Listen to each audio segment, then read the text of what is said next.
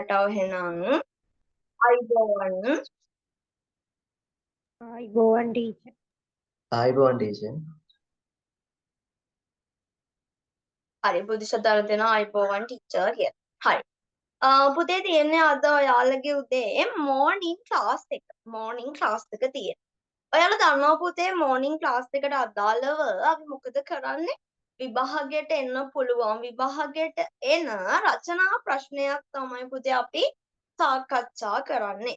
එහෙනම් පුතේ අද ඔයාලගේ විභාගයට අදාළ නම් අපි කියන අද ඔයාලගේ මෝර්නින් ක්ලාස් එකට අදාළව අපි සාකච්ඡා කරන ප්‍රශ්නේ තමයි මගේ රත්තරන් පුතේ සංචරණයේ ප්‍රධාන ධාරා ලියා ගන්න මගේ පැටව සංචරණයේ ප්‍රධාන ධාරා නම් කර හඳුන්වන්න සංචරණයේ ප්‍රධාන ධාරා නම් කර හඳුන්වන්න පුතේ ඔයාලගේ විභාගයට MCQ ප්‍රශ්නයක් මෙතනින් එන්නත් පුළුවන්.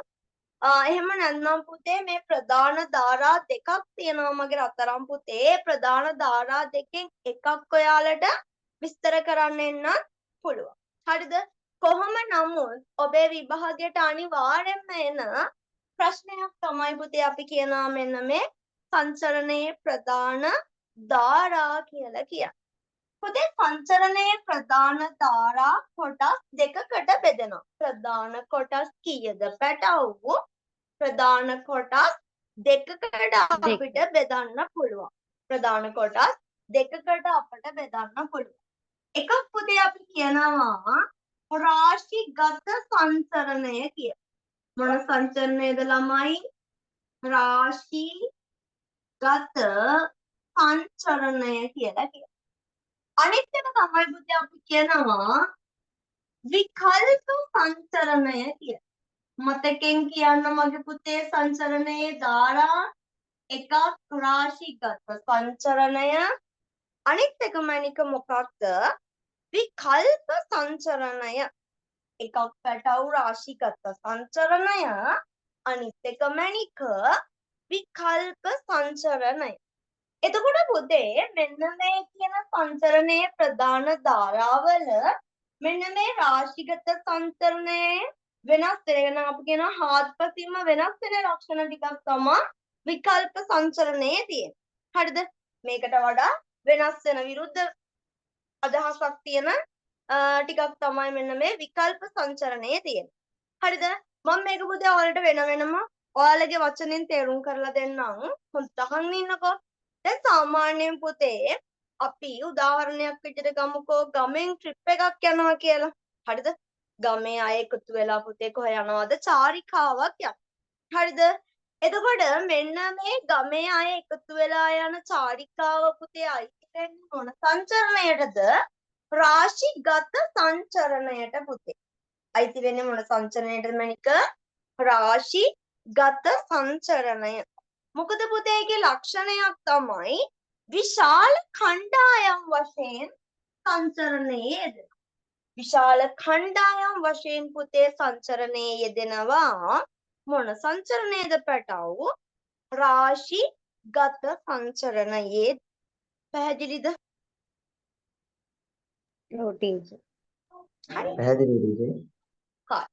ඒ වගේම පුතේ විකල්ප සංචරණය. දැන් මම ඔයාලට කිව්වා ගමේ ඔය ඔක්කොම එකතු වෙලා යන ට්‍රිප් එකක් නම් යන චාරිකාවක් නම් ඒකයි වෙන්නේ රාශිගත සංචරණයනේ කිව්වා. මොකද පුතේ විශාල කණ්ඩායම් වශයෙන් සංචරණයේ යෙදෙන නිසා. හැබැයි මගේ අතරම් පුතේ විකල්ප සංචරණයේදී මීට වඩා මේක හත්පසින් පොඩක් වෙනස් වෙනවා. හිතන්නකෝ මෙහෙම උදාහරණයක් විදියට ඔයයි ඔයාලගේ පවුලේ අය එහෙම නැත්නම් නෑදෑයෝ ටික එහෙම නැත්නම් පුතේ තනි පුද්ගලයෙක් වෙන්න පුළුවන්. එහෙම නැත්නම් පුතේ ඔයාගේ යාළුවෝ ටික එකතු වෙලා චාරිකාවක නිරත වෙනව නම් අන්න කියනවා පුතේ අපි මොන සංචරණයද? විකල්ප සංචරණය කියලා. පැහැදිලිද? එක්ක පුතේ තනි පුද්ගලයෙක් වෙන්න ඔව් පුළුවන්. ටීචර්. එහෙම නැත්නම් ඔයාලගේ පවුලේ අය ඔයාගේ මිත්‍රයෝ ටික නෑදෑයෝ ටික මෙන්න මේ වගේ ඊටමත් කුඩා ප්‍රමාණයක් සංචරණයේ යෙදෙනවා නම් අපි කියනවා ඒකට පැටව් විකල්ප සංචරණය කියලා. දැන් ඔයාලා මේ වෙනකොට රාශිගත සංචරණය සහ විකල්ප සංචරණයේ ප්‍රධාන ලක්ෂණ දෙකක් දන්නවා. ඒ වගේම තමයි පුතේ මෙන්න මේ රාශිගත සංචරණයේ පුතේ ගතානුගතික සංචරණ ක්‍රමයක්. මොකද ගතානුගතික කියලා කියන්නේ? මොකද ළමයි ගතානුගතික?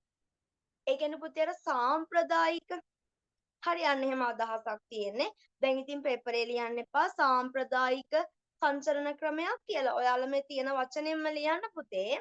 ගතානුගතික සංචරණ ක්‍රමයක් තමයි රාශිගත සංචරණයේ තියෙන්නේ. හැබැයි විකල්ප සංචරණයේ පුතේ ගතානුගතික බවක් නැහැ. ඒකේ තියෙන්නේ පුතේ නවීන නැමියාවක් කියන අලුත් දේවල් හොයන්න, අලුත් තැන්වල යන්න. අන්න ඒ වගේ පුතේ නවීන නැමියාවක් තමයි තියෙන්නේ. මොන සංචරණයද පැටව්? විකල්ප සංචරණය.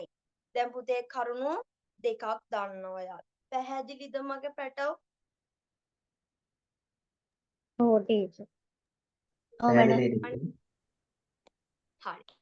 ඒ වගේම තමයි මගේ පුතේ මෙන්න මේ රාශිගත සංචරණයේදී කලින් විධිමත්ව සැකසූ වැඩසටහනක් තියෙනවා. ඒ කියන්නේ දැන් ඔයාලා හිතන්නකෝ අපි උදාහරණයක් විදිහට ගත්තනේ. ඔයාලගේ ගමෙන් යන ගමේ පිරිස එකතු වෙලා යන චාරිකාවක් කියලා. එතකොට පුතේ යාළගේ යම්කිසි සැකස්මක් තියෙනවා වැඩසටහනක් තියෙනවා. අපි යන්නේ මෙන්න මේ තැන්වල අපි උදේට කන්නේ මෙන්න මෙතනදී දවල්ට කන්නේ මෙතනදී මෙහෙම කියලා මොනවා කරනවද යාලා? කලින් විධිමත්ව සැකසූ පුතේ වැඩසටහනක් තියෙනවා. මොන සංචරණයද මැනික? රාශිගත සංචරණයේ. හැබැයි විකල්ප සංචරණයේදී පුතේ හැම කලින් විධිමත්ව සැකසූ වැඩසටහනක් ඇතුළත් වෙන්නේ නැහැ. කුතුහලය හා තොරතුරු පදනම් කරගෙන යාලා පුතේ නව්‍ය අත්දැකීම් ලබා ගන්න යමු වෙනවා. කුතුහලය ගැන අපි කියන්නේ ළමයි ඔය ප්‍රයාණ සංචරණයේ හැම යෙදෙන්නේ අපි කුතුහලය පදනම් කරගෙනනේ. හරි. එතකොට අපිට ඇති වෙන කුතුහලය ඒ වගේ මේ ආශ්‍රයෙන් තොරතුරු හොයන්න බලාගෙන අපි මොකද වෙන්නේ? ඒ වෙලාවට හිතුණා ඒ දේ එතරම් ස්ථානයට ගියා. අර කලින් අර වගේ රාශිගත සංචරණය වගේ කලින් සකස් කරන්නේ නැහැ. හරිද? ඒ වගේම තමයි පුතේ මෙන්න මේ රාශිගත සංචරණයේ තියෙන තවත් ප්‍රධාන කරුණක් තමයි ජනප්‍රිය සංචාරක ස්ථාන කෙරෙහි තමයි වැඩි නැඹුරුවක් තියෙන්නේ. ජනප්‍රිය සංචාරක ස්ථාන දැන් හිතන්නකෝ ඔයාලගේ ගමෙන් යන ට්‍රිප් එක ළමයි අලුත් තැන් හොය යනවද? නෑනේ. එයාලා කියනවා නුවරඑළිය යනවා නම් මෙන්න මේවා දළදා මාලිගාවට යනවා මෙන්න මෙහෙමයි කියලා ඒගොල්ලෝ මොකද කරන්නේ? අර ජනප්‍රිය සංචාරක ස්ථාන කෙරෙහි විතරයි ඒගොල්ලෝ වැඩි අවධානයක් යොමු කරන්නේ. හැබැයි විකල්ප සංචරණයේදී පුතේ එහෙම වෙන්නේ නැහැ. ඒගොල්ලෝ දැන් හිතුනොත් අනේ ස්ථානවලට යනවා වගේ අර ජනප්‍රිය ස්ථාන හොයන්නේ නැහැ ඒගොල්ලෝ. මොකද කරන්නේ අලුත් ස්ථාන නව්‍ය අත්දැකීම් ලබා ගන්න යොමු වීමක් තියෙනවා. හරිද? ඒ වගේම තමයි පුතේ මෙන්න මේ රාශිගත සංචරණයේදී යාලා සිහි වටන මිලදී ගන්න රුචිකත්වයක් දක්වනවා. ඒ කියන්නේ මොකක්ද ළමයි? ඒ කියන්නේ ළමයි අපි චාරිකාවක් ගියම දැන් ඔයාලා දන්නවා ගමෙන් ට්‍රිප් එකක් ගියාම පුතේ නේද වෙනම බස් එක නවත්තනවනේ. ටීචර් මේ ප්‍රශ්නේ කරා කියලා බිනුරි දාලා කියලා. ඇත්තද ළමයි මේක ඔව් කරාද? ටීචර්. දැන්ද ඉතින් දෙයනේ කියන්නේ. දැන් ඉතින් කරන්න දෙයක් නැහැ. දැන් අනිත් ළමයිට සිටපු නැති නිසා මේක මෙහෙමම අදින්න. හරිනේ ටයිම් ටීචර් අපි නැහැ නේද? හිටියේ නෑ. ඔක කරන්න අපි කමක් නෑ. අපි හිටියේ නෑ ටීචර් මේකට. ඉතින් නෑනේ හා. හරි. එතකොට පුතේ රාශිගත සංචරණයේදී අපි කියනවා සිහි වඩන මිලදී ගන්න රුචිකත්වයක් දක්වනවා. ඒ කියන්නේ ළමයි ටීචර් දැන් ඔයාලා PTS එක සාමාන්‍ය BTS ටීචර් මේක කරන්න. ඒ දෙකේ ඔය දෙක. ඊට පස්සේ පුතේ ඒ වගේම තමයි දැන් ඔයාලා දන්නවා දැන් ගමෙන් එකතු වෙලා චාරිකාවක් ගියාම මොනවා වෙනවද? අපි නවත්තලා සාමාන්‍යයෙන් බස් එකේ පුතේ නවත්තන්න කියනවා තැනක ඊට පස්සේ අපි සිහි වටනයක් විදිහට මොනවා හරි දියා ශශාන් ගෙදර ගේනවනේ නේද? ඔව්. හැබැයි විකල්ප සංචරණයේදී පුතේ හැම සිහි වටන මිලදී ගන්න රුචිකත්වයක් දක්වන්නේ නැහැ. හරි? සිහි වටන මිලදී ගන්න රුචිකත්වයක් දක්වන්නේ රාශිගත සංචරණයේදී.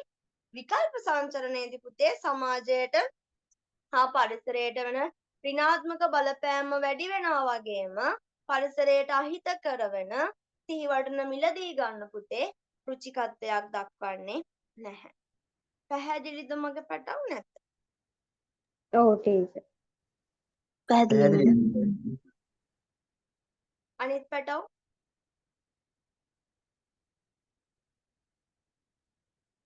අනිත් පැටව පැහැදිලිද?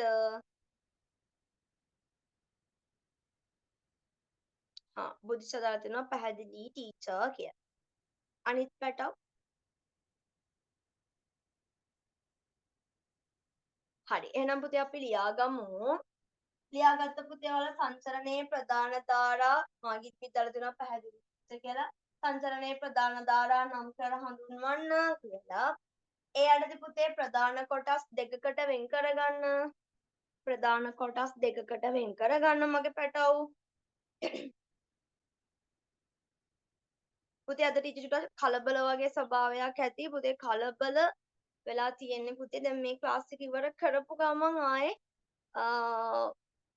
වොෂ් එකක් දාගෙන සාරි එක ඇඳගෙන ආයෙ ක්ලාස් එකක් තියෙනවා යන්න ෆිසිකල් එක. හරි? ඒත් ඔයාලට මේ කොච්චර මං කලබල වුණත් කොච්චර මගේ ක්ලාස් එකට පරක්කු වුණත් මට කියන්න ඔයාලට තේරුන්නේ නැත්නම් මං ආයෙ කියලා දෙන්නම්. ඒක පුතේ අරුබුදයක් නැහැ. ප්‍රශ්නයක් නැහැ. හරිද? හැමෝටම තේරුණා නේද? මට අද තේරුණා කියලා කියපු ළමයි සංඛ්‍යාව නිකන් මදි වගේ. ඔව් ටීචර්. තේරුණා නේද? තේරෙනවද? හ්ම්. තේරුණා මැඩම්. හ්ම්. හරි. එහෙනම් මැනික ලියාගමු. වෙන් කරගන්න පුතේ කොටස් දෙකකට රාශිගත සංචරණයයි විකල්ප සංචරණයයි කියයි. හරි. අංජනිත් දාලා තියෙනවා තේරුණා ටීචර් කියලා. හරි. රාශිගත සංචරණයයි විකල්ප සංචරණයයි. පුතේ ලියාගන්න රාශිගත සංචරණය යටතේ අපි ලියමුකෝ රාශිගත සංචරණයේ ලක්ෂණ ටික ලියලා ඉවර වෙලා ඊට පස්සේ විකල්ප ටික ලියමු. රාශිගත සංචරණය යටතේ ලියාගන්න. මගේ රත්තරන් පුතේ හරු ලකුණක් දාලා විශාල කණ්ඩායම්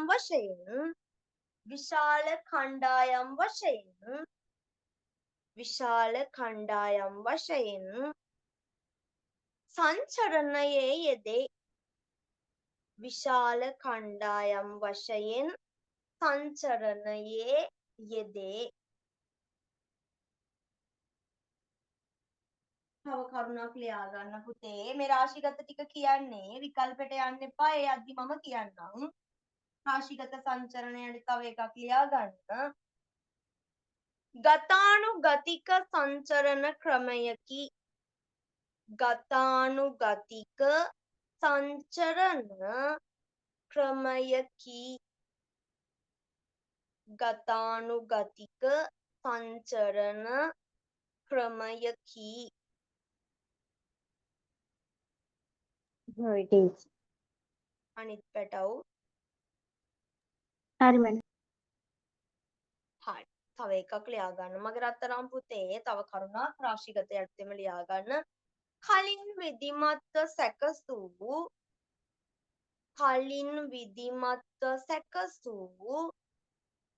වැඩසටහනකි. කලින් විධිමත්ව සැකසූ වැඩසටහනකි.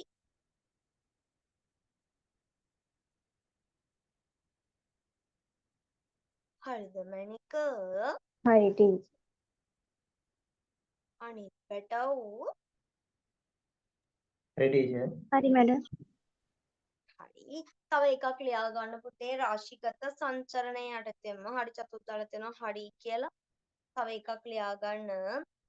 ජනප්‍රිය සංචාරක ස්ථාන කෙරෙහි ජනප්‍රිය සංචාරක ස්ථාන කෙරෙහි ජනප්‍රිය සංචාරක ස්ථාන කෙරෙහි යොමු වේ. ජනප්‍රිය සංචාරක ස්ථාන කෙරෙහි යොමු වේ. හරි ටීචර්. තව කරුණක් ලියා ගන්න පුතේ රාශිගත සංචරණය යටතේම බොහෝ විට පුළුල් අත්දැකීම් බොහෝ විට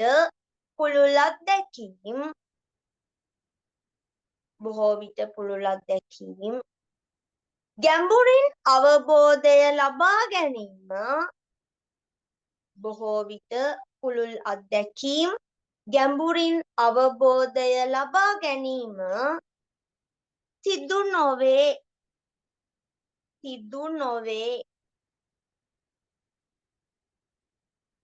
අය කියන්නම් මැනිකේ කරුණ බොහෝ විට පුළුල් අත්දැකීම් ගැඹුරින් අවබෝධය ලබා ගැනීම සිදු නොවේ. හරි ටීචර්. තව එකක් ලියා ගන්න මැනික රාශිගත සංචලනය යටතේ තව කරුණක් ලියා ගන්න මගේ රත්තරන් පැටව් සිහිවටන මිලදී ගැනීමට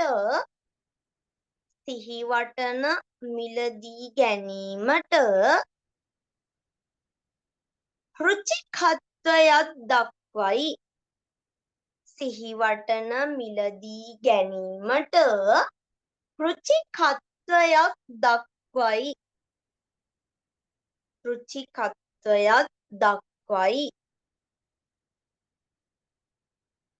එතනටම හරි ලියා ටීචර්. ගන්න මගේ රත්තරන් පුතේ එතනටම ලියා ගන්න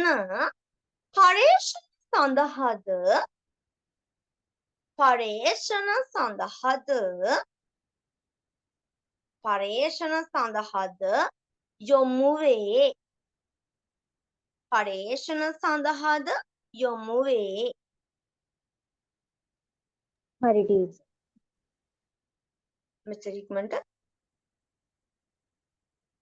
ඔව් ටීචර්. අකින්ත ෂුවර් එකට ලියනව නේද පුතේ? ඔව් ටීචර්. හරි. අනිත් පැටව හරි ටීචර්. හරි. තව එකක් ලියා ගන්න පුතේ. තව කරුණක් ලියා ගන්න පැටව. සමාජයට හා පරිසරයට වන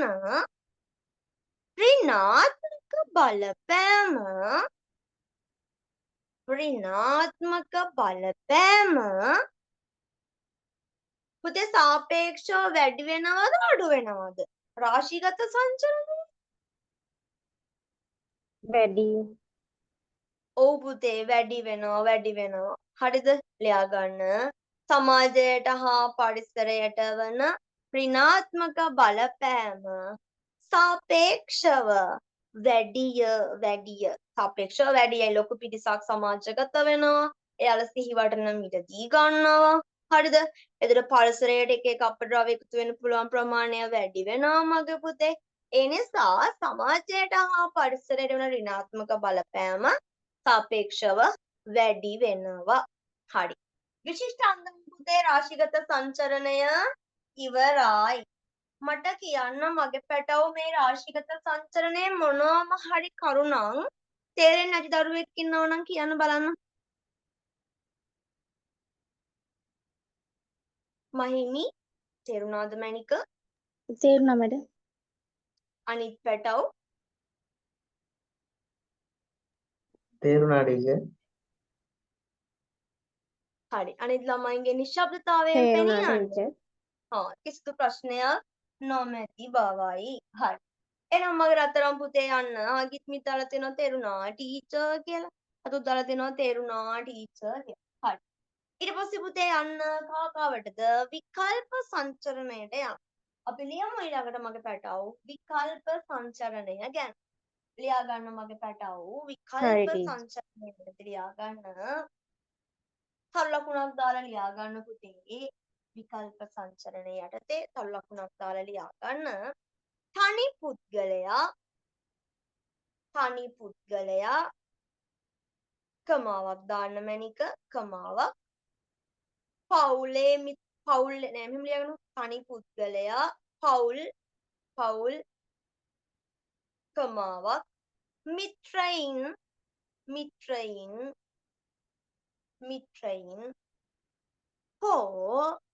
මිත්‍රයින්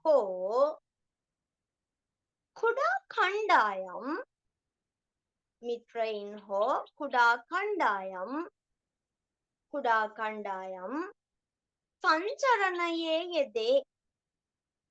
කුඩා කණ්ඩායම් සංචරණයේ යෙදේ.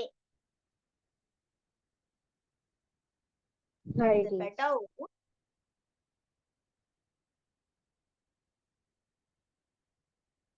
මගේ පුතේ වේගෙ වැඩි නම් කියන්න අනිත් පැටවු.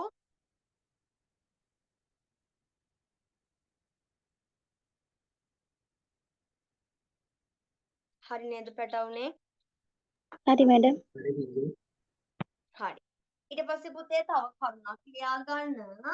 නවීන නැමියාවකි. නවීන නැමියාවක් කියන්නේ පුතේ අලුත් දේවල් හොයන්න යන්න තමයි ඒගොල්ලෝ පෙළඹෙන්නේ. හරිද? අර සාම්ප්‍රදායික ක්‍රමයක් නෙමෙයි මෙයාලා ගාව තියෙන්නේ විකල්ප සංචරණයේ යෙදෙන අය. ලියා ගන්න නවීන නැමියාවකි. නවීන ඔන්න ලියන්න මම බෝඩ් එකේ එක.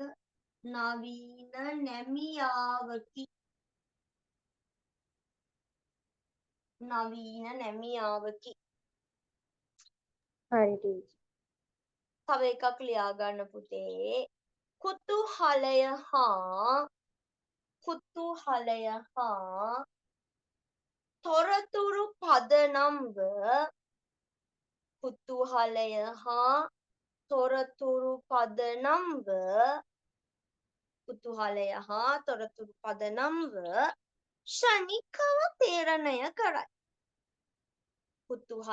හා තොරතුරු පදනම්ව ෂණිකව තීරණය කරයි.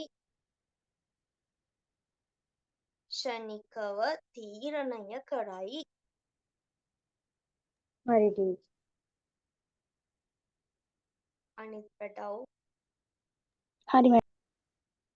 තව කරුණක් ලියා ගන්න පුතේ. නව්‍ය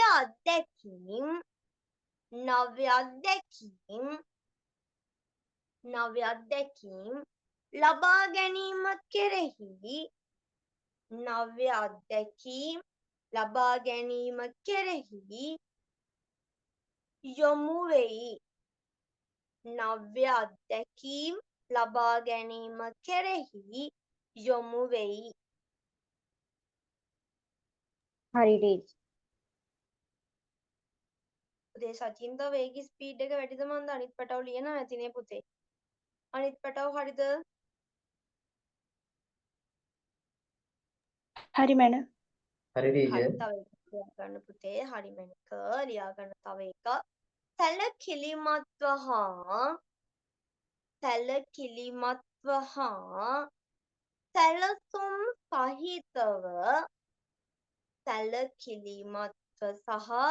සැලසුම් සහිතව සිතා බලා කටයුතු සිදු කරයි. සැලකිලිමත්ව හා සැලසුම් සහිතව සිතා බලා කටයුතු සිදු කරයි. හරි ටීචර්. තව කරුණක් ලියා ගන්න මගේ රත්තරන් පුතේ. දැනුම හා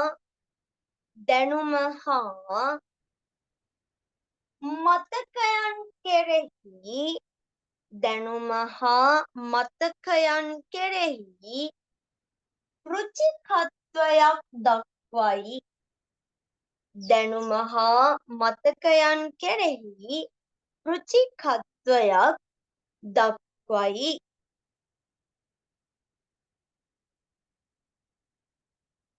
හරි ටීචර්. එතනටම ලියා ගන්න මැනික. එතනටම ලියා ගන්න මගේ රත්තරන් පුතේ.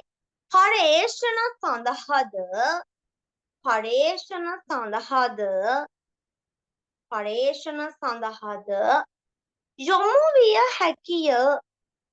පරේෂණ සඳහාද යොමු විය හැකිය.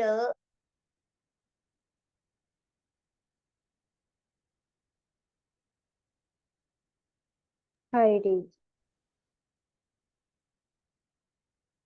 අනිත් පැටව් හරි මැඩම්. හරි ටීචර්. හරි. තව කරුණක් ලියා ගන්න මගේ රත්තරන් පුතේ.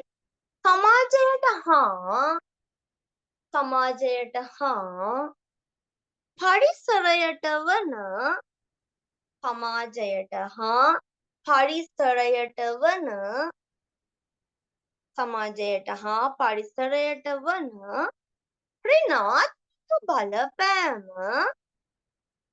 ඍණාත්මක බලපෑම ඔයාලා හිතන විදියට පුතේ විකල්ප සංචරණයේදී සමාජයට හා පරිසරයට වන බලපෑම ඍණාත්මකව අඩු වෙනවද පුතේ වැඩි වෙනවද? අඩු අඩු වෙනවා ටීචර්. පුතේ අඩු වෙනවා. ගොඩක් හොඳයි මගේ පැටවු ලියා ගන්න. එහෙනම් මගේ පුතේ සමාජයට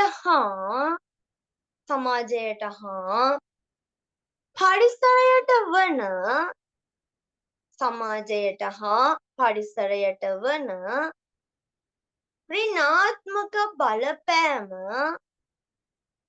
ඍණාත්මක බලපෑම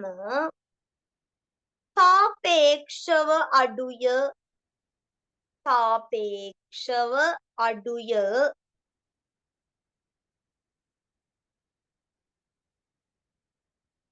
හරිද පැටව්? හරි මැඩම්. හරි ටීචර්. හරි මගේ ටීචර්. අනිත් හරි. තව කරුණක් ලියා ගන්න පුතේ විකල්ප සංචරණය යටතේ තව කරුණක් ලියා ගන්න.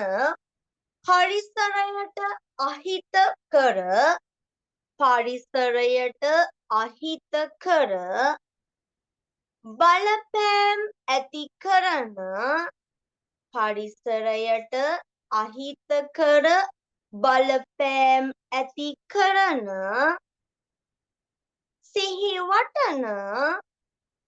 සිහිවටන මිලදී නොගනී. මතක තියාගන්න විකල්ප සංචරණයේදී පුතේ සිහිවටන මිලදී ගන්නේ නෑ. හරිද? රාශීගත සංචරණයේදී මොකද? පරිසරයට හා සමාජයට වෙන බලපෑම වැඩි වෙනවා වගේම පරිසරයට අහිතකර වෙන සිහිවටන මිලදී ගන්න රුචිකත්වයක් දක්වන්නේ. හරිද? පටලවා ගන්න නැතුව මතක තියාගන්න. අයි කියන්නම් මම ඒ කරුණ පැටව්. පරිසරයට අහිතකර බලපෑම් ඇති කරන සිහිවටන මිලදී නොගනී.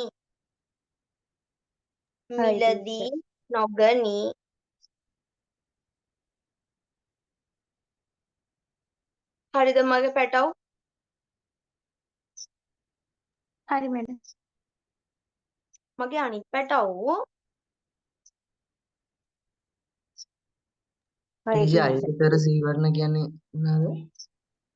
ඒ කියන්නේ පුතේ දැන් ඔයාලා අහිතකර කියන්නේ දැන් ඔයාලා හිතන්නකෝ මෙහෙම ඔයාලා මොනවා හරි චාරිකාවක ගිහලා මොනවම හරි දෙයක් ඔය එක හදලා තියෙන පුතේ දේවල් තියෙනවානේ සිහිවටන විදිහට ඔයාලා ගේන දේවල් තියෙනවා ගිෆ්ට් තියෙන එක දේවල් හරිද දැන් ඒව පුතේ රාශිගත සංචරණයේ තමයි පුතේ අරගෙන එන්නේ දැන් අපි සාමාන්‍යයෙන් ගමනක් ගියාම චාරිකාවක් ගියාම පුතේ මොනවා හරි මතක තියාගන්න කියලා දෙයක් ගේනවනේ හරිද ඒක වෙන්නේ පුතේ රාශිගතේ හරිද විකල්ප සංචරණයේදී ඒක වෙන්නේ නැහැ කියන එක කියන්නේ. ඒ කියන්නේ අහිතකර වෙනවා කියන්නේ දැන් හිතන්න ඔයාලා ඔය ගේන gift එකක් වුණත් මොනවා වෙනවද ටික කාලයක් ඔයාලා ඒක පාවිච්චි කරලා පරිසරයට මුදා හරිනවා මොනවා විදියටද? කසලයක් විදියටද? හරි. ඉතින් ඒක පරිසරයට හිතකරද අහිතකරද? අහිතකර. පැහැදිලිනේ? තේරුණා ටීචර්. හරි. පුතේ විනාඩි කිහිපයක් දෙන්නම් ඉක්මනින් බලා ගන්න මගේ පැටව විනාඩි කිහිපයක් දෙන්නම් ඩං ගාලා බලා ගන්න පැටව.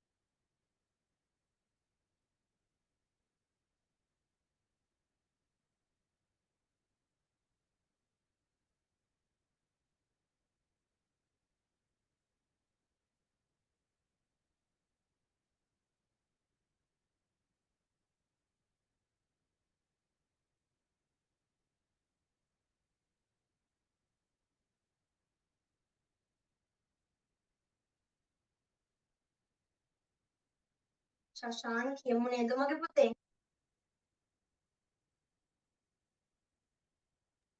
හා ටීචර්.